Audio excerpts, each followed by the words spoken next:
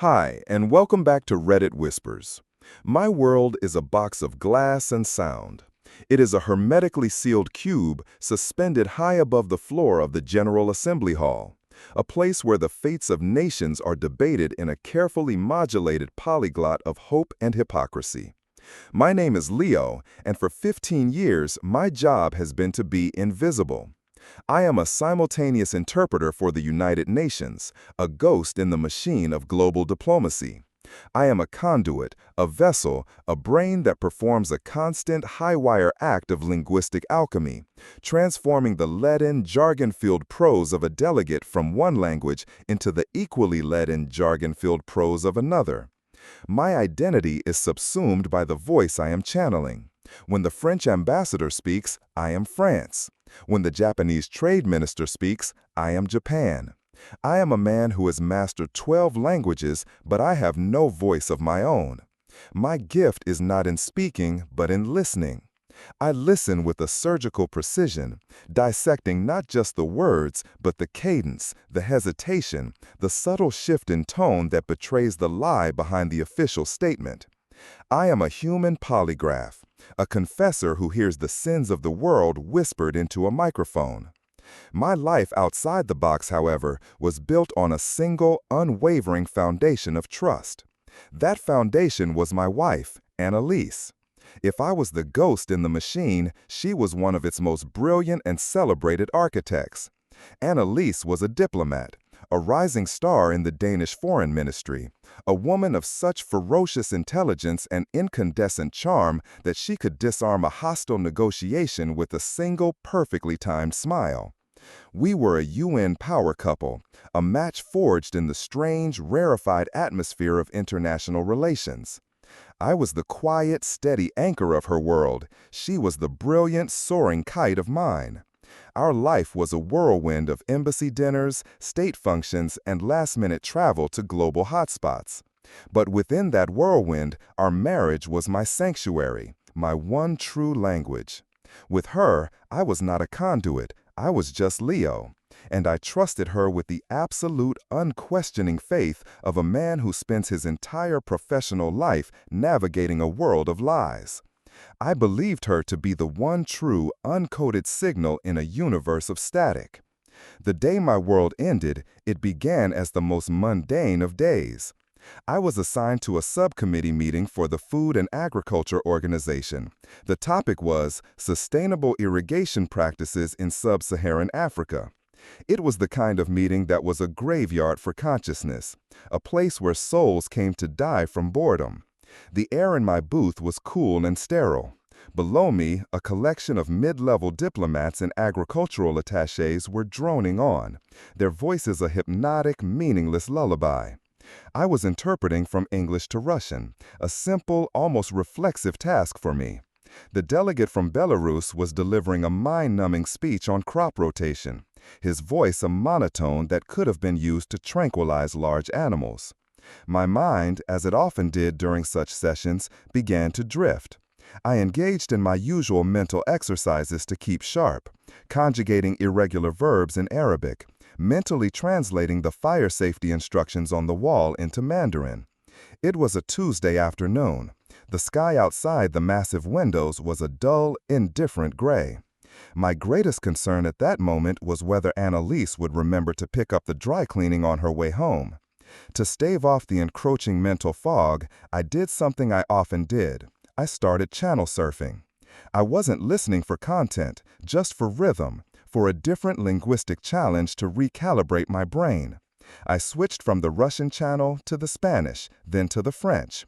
Then, on an impulse, I switched to Channel 6. Channel 6 was rarely used. It was reserved for what the UN calls languages of limited diffusion.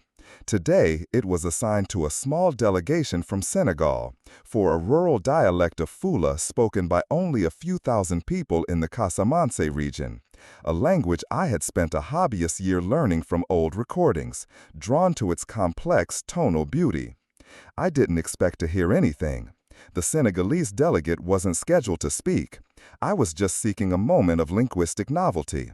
I slid the dial to 6, adjusted my headset, and closed my eyes, expecting silence. But there was a voice. A clear, low female voice speaking in the fluid, melodic tones of that very specific Fula dialect. She was speaking quietly, not into the main microphone, but likely into a secondary, encrypted channel patched through our system for a private conversation. My first reaction was one of professional admiration. Her command of the dialect was flawless, her accent perfect. It was the voice of a native speaker. And then, the blood in my veins turned to ice. I knew the voice. It was not the voice of the Senegalese delegate.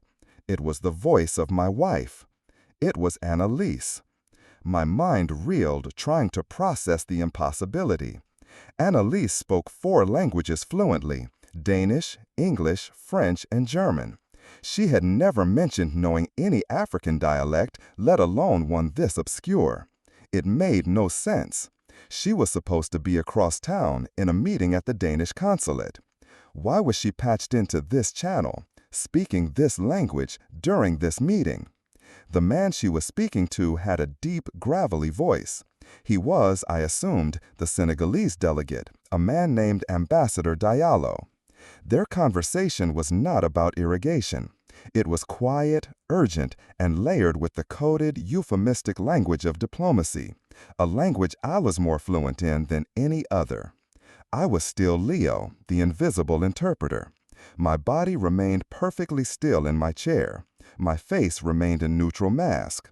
But behind my eyes, my brain was working with a speed and clarity it had never before achieved. I was no longer listening for a hobby. I was listening for my life. "The asset has become a potential liability," Diallo said in Fula, his voice a low rumble. "His access is too broad. His pattern recognition is too acute. The possibility of untended correlation is growing." Annalise's reply was smooth as silk, her tone as calm and measured as if she were discussing the weather. "I agree. The margin for error is shrinking. The upcoming trip to Geneva provides the necessary window. The environment will be permissive." The word permissive hung in the silent space of my headphones. In diplomatic parlance, it meant a location with lax security, a place where unfortunate events could occur without rigorous investigation.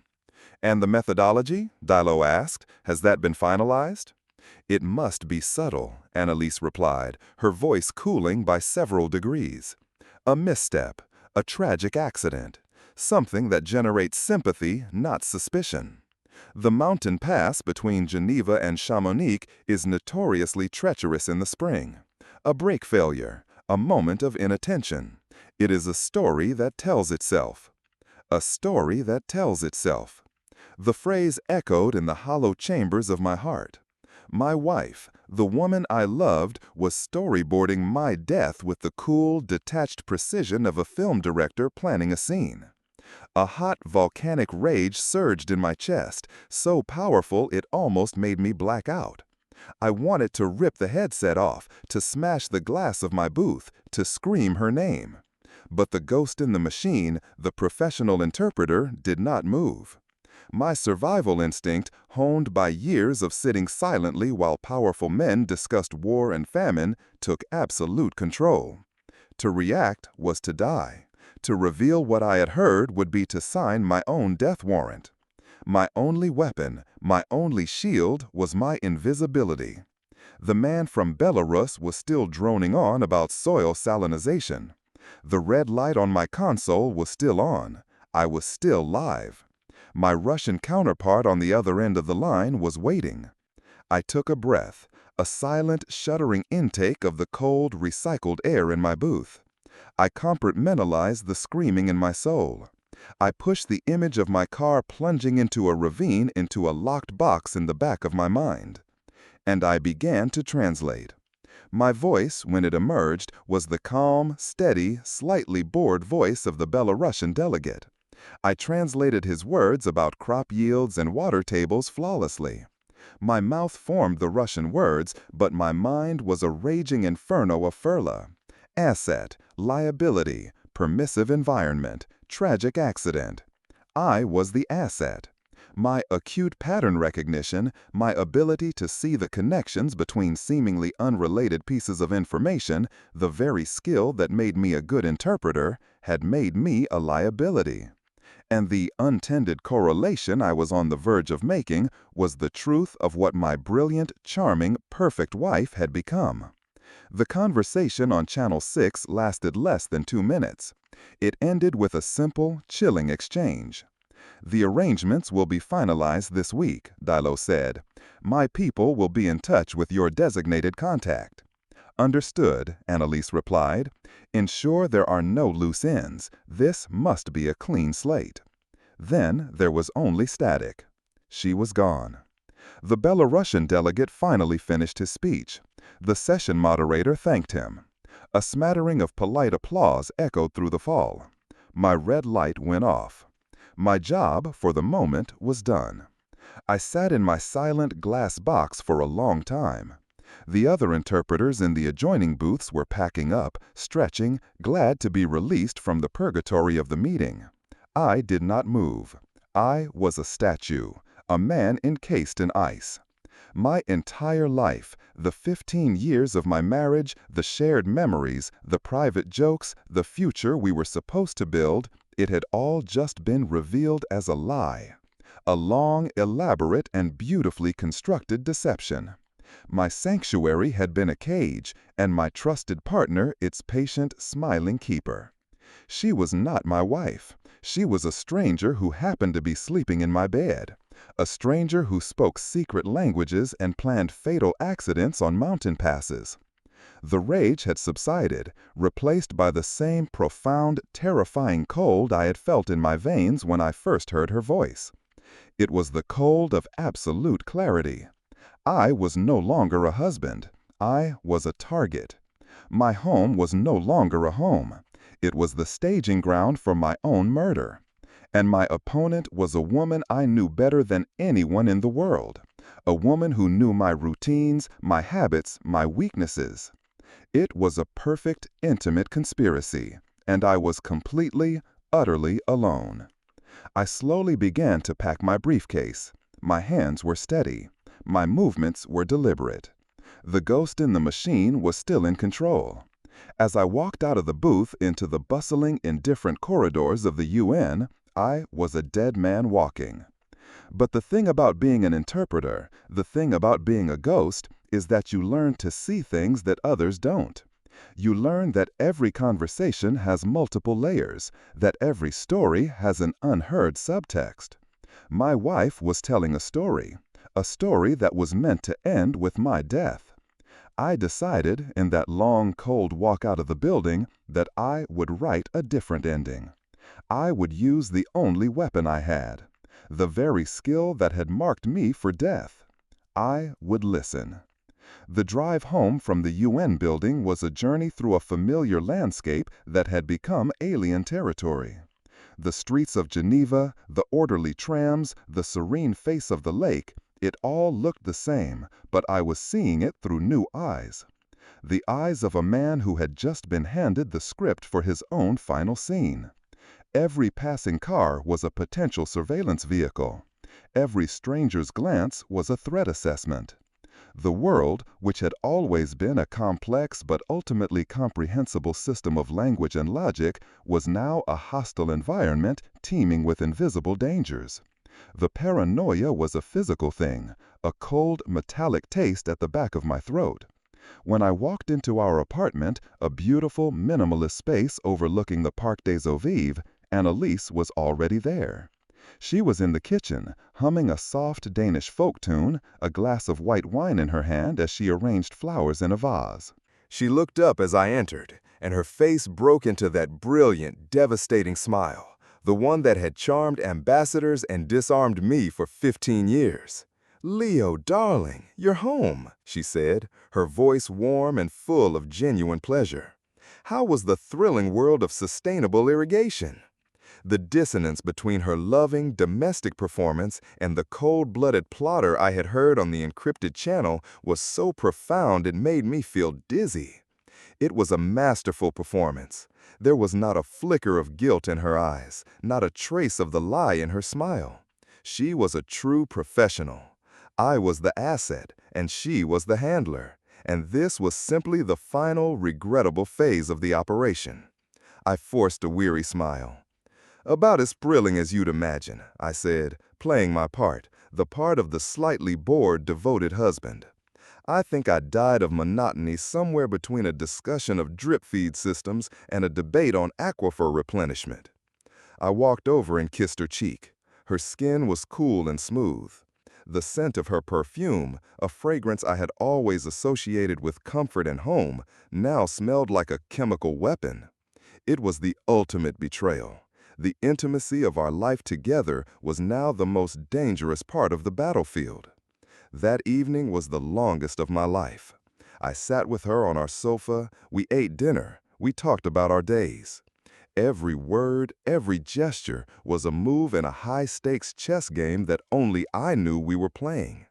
I was analyzing her every micro-expression, every choice of word, searching for a crack in the facade. But there were no cracks. She was flawless. The question that screamed in the silent spaces of my mind was why?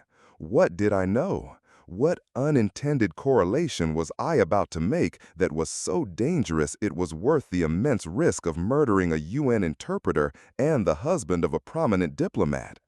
My life's work was translating the words of others, not uncovering their secrets. I had no access to classified documents, no role in policymaking.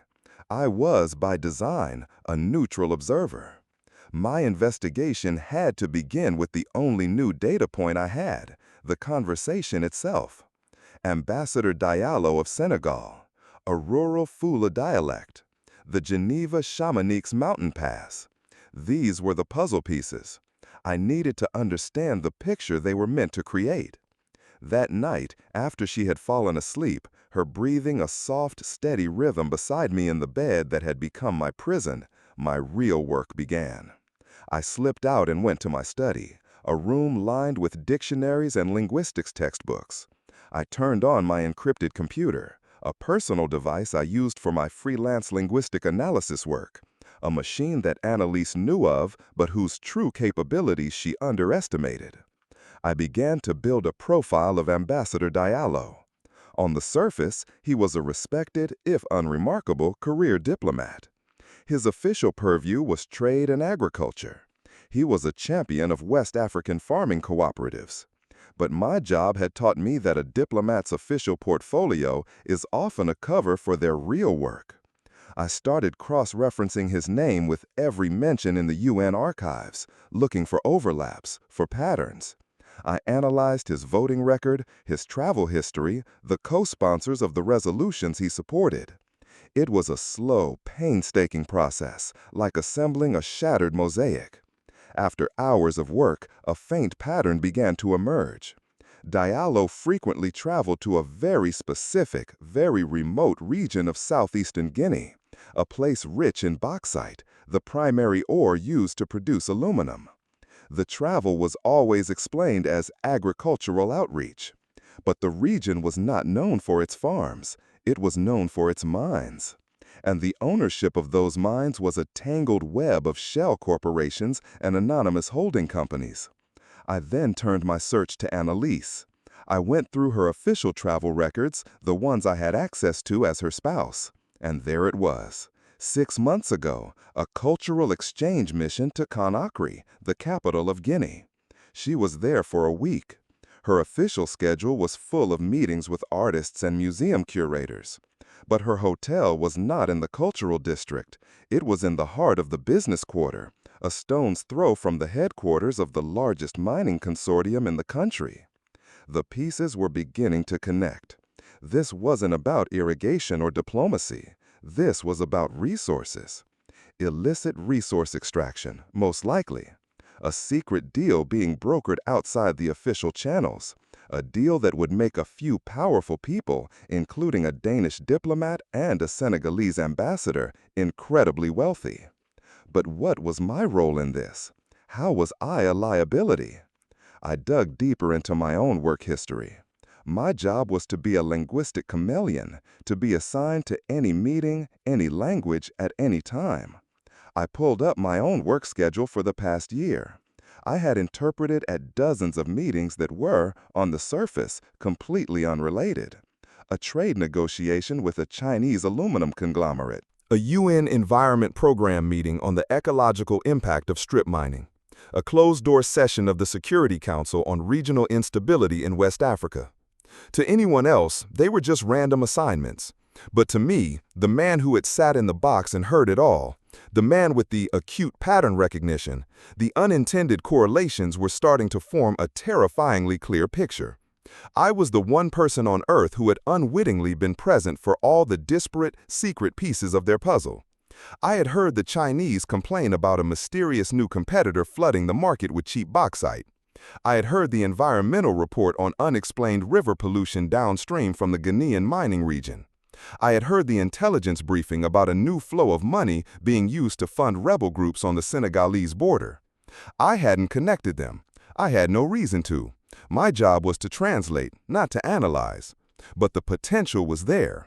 I was a walking, breathing linguistic archive of their conspiracy.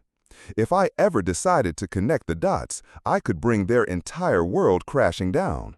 And Annalise, the brilliant strategist who knew my mind better than anyone, had identified that potential. She had run the risk assessment, and she had concluded that the asset had to be neutralized. The how of their plan was the mountain pass. The when was the upcoming trip. Annalise had been excited about this trip for weeks. It was a rare, non-working vacation for us, a long weekend at a luxury chalet in Chamonix, a gift from her ministry, she had claimed, for her excellent work. It was a romantic getaway, a second honeymoon. It was, I now knew, the designated kill box. I needed more details. I needed to know the specifics of their plan. Confronting her was impossible. I had to get inside her communications, but her work devices were protected by layers of diplomatic-grade encryption that were far beyond my capabilities to breach. But I knew her weakness. She was arrogant. She believed me to be the simple, trusting, non-technical husband. She saw me as the poet, not the programmer. She had a personal laptop she used at home, a sleek, expensive machine. I had helped her set it up years ago. And like so many people who consider themselves brilliant but are careless with the mundane, she used the same password for everything, a password I knew. The name of her childhood dog. It was a long shot. Her personal laptop was probably clean, but I had to try. The next night, while she was in the bath, I opened her laptop. Her email, her social media, it was all pristine. The perfect, curated online life of a successful diplomat. There was nothing. I was about to give up when I saw a small, innocuous-looking application on her desktop. It was a language learning app, the logo a cheerful cartoon owl. She had told me she was using it to brush up on her Italian. But I recognized the app.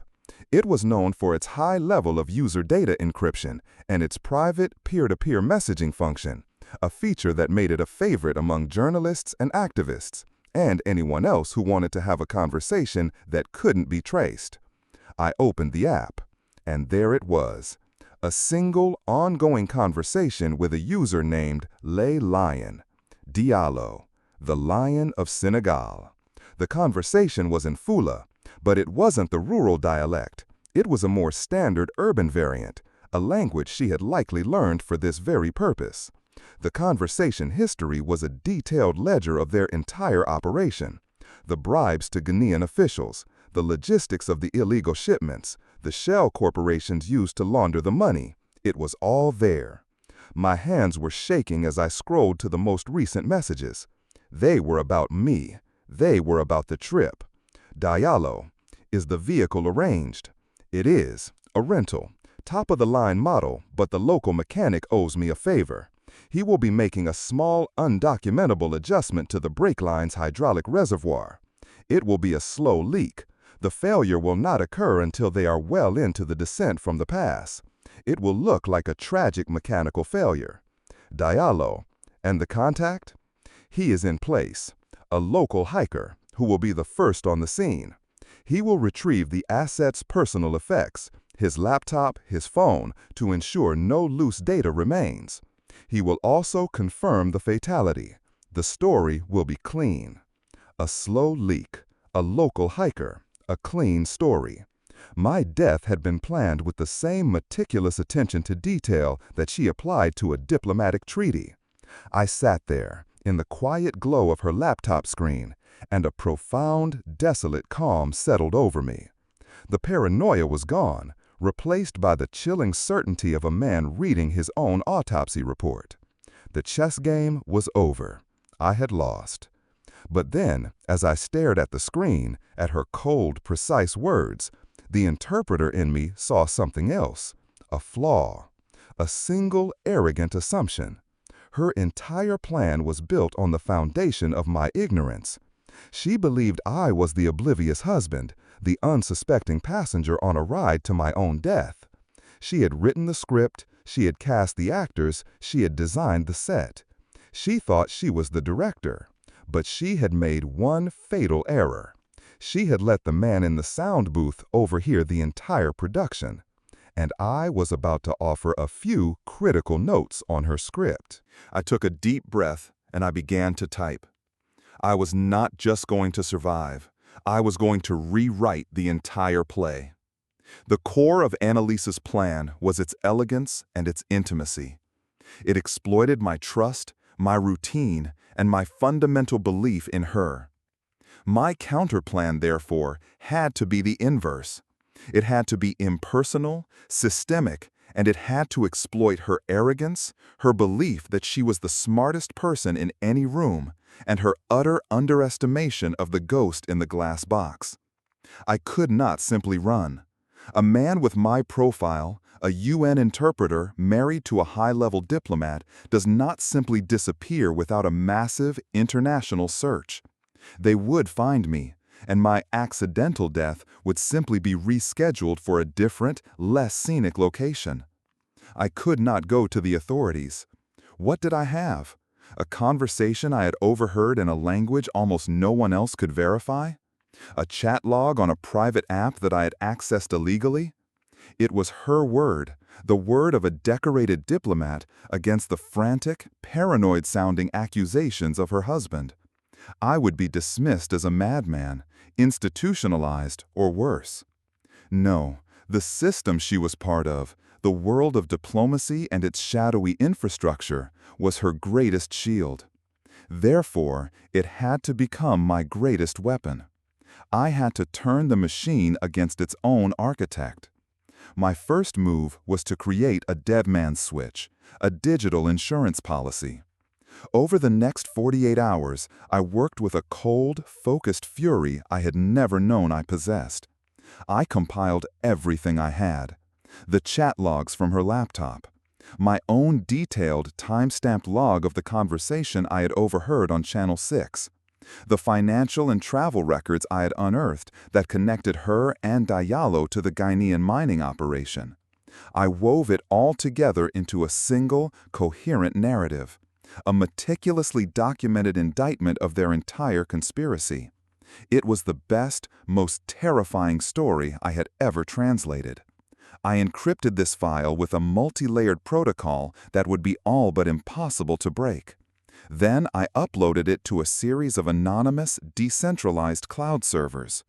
I then wrote a simple, automated script. The script was programmed to do one thing.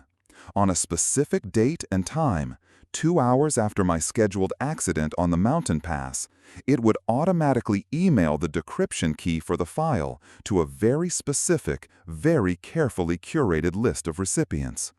The list included the head of UN Internal Oversight Services, the director of Interpol's Anti-Corruption Division, the Danish Foreign Minister, Annalisa's direct superior, and, for good measure, the Washington bureau chief of the New York Times. It was a digital bomb, set to detonate and obliterate her world if I did not personally input a disarm code every 60 minutes. My survival was now linked to her destruction. If I died, she would be exposed in the most public and catastrophic way imaginable. This was my defense. But it was not my attack. Annalise was a master of narratives, of creating stories that served her purpose. I needed to create a new narrative, a story so compelling and so dangerous to her and her allies that my planned death would become a liability they could not afford. My weapon was the unique, privileged access of my profession. As an interpreter, I was a node through which a vast, unfiltered river of global information flowed. I began to listen with a new purpose. I took on extra assignments, volunteering for the driest, most obscure committee meetings, the ones no one else wanted. A meeting of the International Maritime Organization, a working group on African telecommunications infrastructure, a technical briefing on satellite imaging technology. To the outside world, it was just work. To me, it was intelligence gathering. And I started to connect the dots. In the maritime meeting, I heard a quiet complaint from the Panamanian delegation about a series of unregistered cargo ships making unscheduled stops at a private deepwater port near Conakry. In the telecommunications briefing, I translated a technical report that mentioned a new, encrypted satellite uplink being installed in the same remote Guinean mining region, a level of technology far beyond what was needed for a simple bauxite mine. In the satellite imaging briefing, I saw a series of supposedly classified reconnaissance photos of the same region. Photos that showed not just a mine, but what looked suspiciously like a newly constructed, unofficial airstrip. The picture that was forming was far more sinister than a simple smuggling operation. Unregistered ships, a military-grade satellite uplink, a secret airstrip. This wasn't just about bauxite. Bauxite was the cover. The real cargo was something else entirely. Something that required that level of secrecy. Something like weapons. Diallo's country, Senegal, was a bastion of stability in a volatile region. But the neighboring countries were a tinderbox of civil wars and insurgencies. A steady, untraceable flow of high-grade weapons into that region would be a geopolitical catastrophe, and a business of almost unimaginable profitability. Annalise wasn't just corrupt. She was a merchant of death, using her diplomatic immunity and my trusting, stable life as the perfect cover for her operations. This was the story. This was the unintended correlation she was so terrified I would make. Now I had to make sure that the right people knew that I had made it.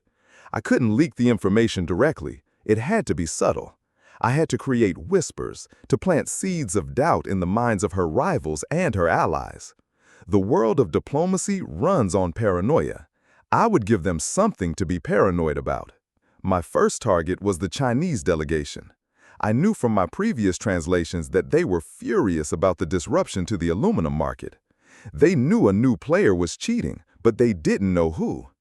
During a low-level trade meeting where I was interpreting, the Chinese attaché made a comment about the difficulty of tracking illicit mineral flows.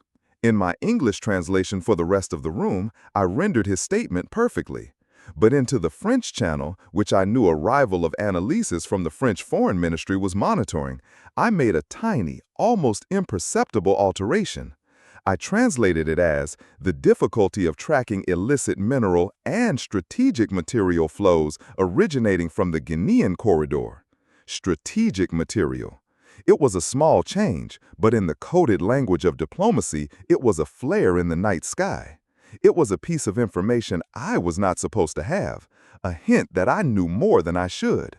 It was a signal to the French that something bigger was happening and that I, the quiet interpreter, was somehow connected to it. My second target was Diallo's own government. I knew that while Diallo was a key player, the president of Senegal was a staunch ally of the West, a man who had staked his reputation on regional stability. He would be horrified to learn that one of his own ambassadors was fueling a regional arms race. I needed a way to warn him without revealing myself. The solution came in the form of a cultural attaché from the Senegalese mission, a young, idealistic man I had chatted with occasionally. I knew he was fiercely loyal to his president. I accidentally left a document in the interpretation booth after a meeting I knew he would be attending next. The document was a printout of the shipping schedules for the unregistered Panamanian cargo vessels, a document I shouldn't have had, placed inside a folder marked with the name of the Guinean Mining Consortium. It was a breadcrumb, a piece of a puzzle that would make no sense to him on its own, but that I knew his patriotic conscience would compel him to report up his chain of command. I was turning their own secrecy against them. I was creating a narrative where I was a potential whistleblower, a man who had stumbled upon a dangerous secret and was now a threat not just to Annalise, but to the interests of multiple nations. I was raising my own value as a target. My death, which had been planned as a quiet domestic tragedy, would now, if it were to happen, look like a political assassination. It would trigger investigations. It would shine a spotlight on Guinea, on Diallo, on Annalise. It would be messy. It would leave loose ends. It would be the opposite of the clean story she had so carefully designed. The week leading up to our trip to Chamonix was the most surreal of my life. I had to maintain the most convincing performance of my career. I was the loving husband, excited about our romantic getaway. I helped her pack. I discussed which hiking trails we should take. I even feigned a small, playful argument with her about her packing too many shoes. Every smile was a lie. Every touch was a strategic maneuver. I was acting in a play for an audience of one, knowing that a single missed cue, a single flicker of the truth in my eyes would mean a bullet in the back of the head instead of a slow leak in a brake line. She seemed to relax as the week went on. My performance was convincing. The quiet, predictable, slightly boring husband was back. The asset was secure. The liability was unaware. As we got on the plane to Geneva, she held my hand during takeoff, a gesture of affection that I had always loved. "I'm so glad we're doing this, Leo," she whispered, her head resting on my shoulder. "Just the two of us, a clean slate." I looked out the window at the clouds rushing past below. "Me too," I said, my voice full of a love that was a perfect, chilling imitation of the real thing. A clean slate. The game was in motion. The actors were in place. The stage was set. She thought she was flying me to my death. In reality, I was flying her to her judgment, and I, the ghost in the machine, was about to step out of the box and take center stage. The chalet in Chamonix was a masterpiece of rustic alpine luxury, a cathedral of raw timber and plate glass perched on a mountainside overlooking the valley. It was isolated, beautiful, and possessed a theatrical quality that Annalise clearly savored. It was the perfect set for the final act of her play. The air was thin and cold, and the silence was broken only by the whisper of the wind through the pines. For our first 2 days, she was the perfect wife on a romantic holiday. We hiked on the lower trails, we drank expensive wine by a roaring fire, we reminisced about the early days of our marriage. Her performance was impeccable, full of warmth and affection, but I could see the cold, calculating machinery working behind her eyes. She was checking boxes, creating the narrative of the loving wife that would be so crucial after the tragedy. The accident was scheduled for our 3rd and final day. The plan, as she had laid it out over dinner, was ambitious. A drive up the winding mountain pass to the Aiguille du Midi, followed by a scenic hike. It was a drive known for its hairpin turns and breathtaking precipitous drops. I feigned excitement, the unsuspecting husband eager for one last adventure. My own preparations were already complete. The digital deadman switch was armed and ticking. My carefully placed breadcrumbs of information were working their way through the labyrinthine corridors of the diplomatic world. The counterscript was in motion. All I had to do now was survive the day. That morning, she seemed almost serene, a woman at peace with the difficult but necessary task ahead. As we got into the rental car, a high-performance German sedan, she gave me a kiss that lingered just a moment too long. "It's going to be a beautiful day, darling," she said. It was a perfect, loving farewell. As we began the ascent, the beauty of the landscape was almost sickening. The snow-capped peaks of the Alps jutted into a sky of impossible blue. The valley floor, with its tiny, toy-like houses, fell away below us. Annalise was chatty, pointing out landmarks, her voice light and carefree. I drove, my hands steady on the wheel, my senses preternaturally sharp. I was listening to the engine, feeling the subtle feedback of the brakes, waiting.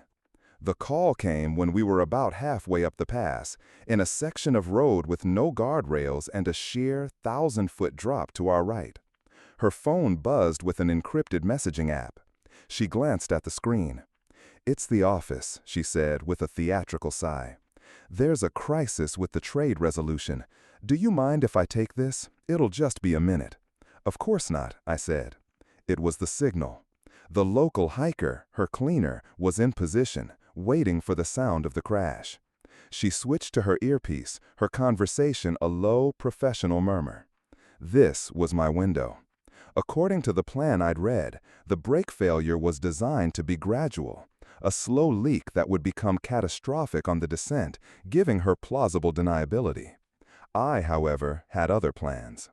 I had spent an hour that morning while she was showering in the chalet's underground garage. I am not a mechanic, but I am a man who studies systems. A small, sharp puncture to the rubber brake line itself, easily done with a multi-tool I always carry, was not a slow leak. It was a sudden, catastrophic failure waiting to happen. As she spoke on the phone, I gently began to pump the brake pedal. 1, 2, 3 times. The pressure was still there. 4, 5, and then on the 6th pump, the pedal went soft. It sank to the floor with a terrifying, useless ease. The hydraulic fluid, the lifeblood of the system, was now bleeding out onto the hot asphalt. I let the car pick up a little speed, rounding a gentle curve. Then I began the performance. "That's odd," I said, my voice tight with a carefully feigned concern. I pumped the pedal again, this time more frantically. "Annalise, the brakes are gone." She looked up from her phone, her eyes wide. This was not part of the script. The failure was happening too soon, on the way up, not the way down. There was genuine confusion, and for the first time, a flicker of fear on her face. "What are you talking about?" she demanded. "They're gone," I repeated, my voice rising in a believable panic. "They're not responding at all." I swerved the car, narrowly missing the rock face on our left.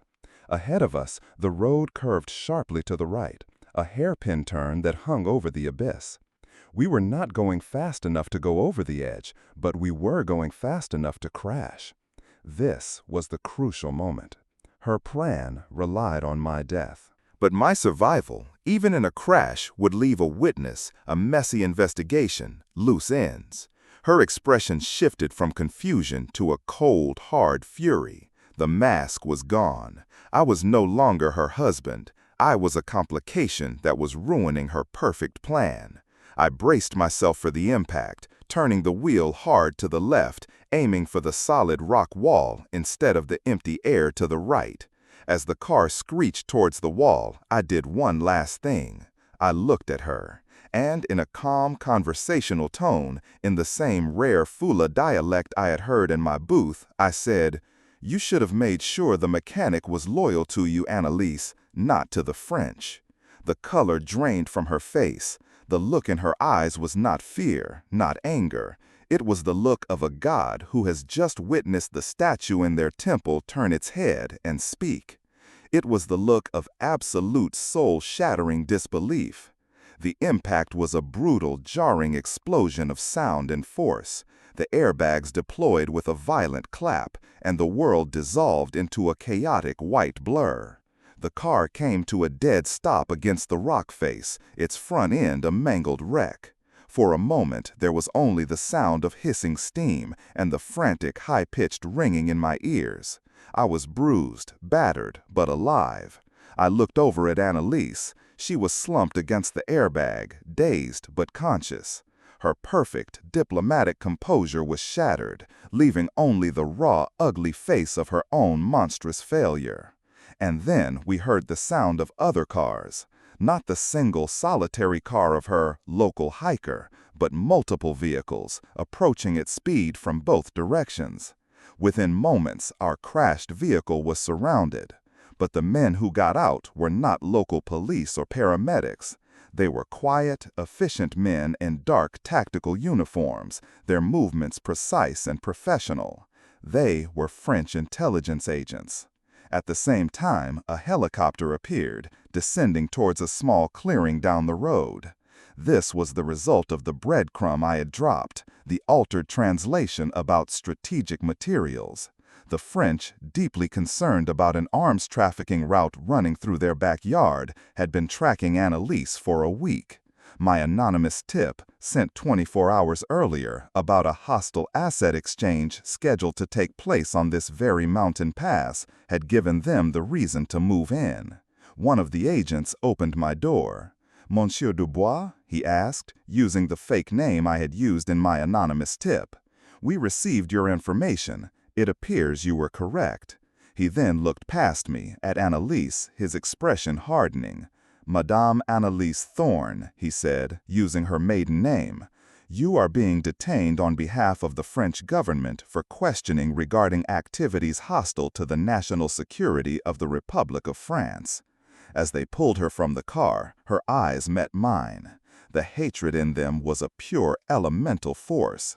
The game was over. She had lost. She was not a grieving widow. She was a failed arms dealer, a captured spy, a woman whose intricate web of lies had been unraveled by the one person she had never even considered a player in her game.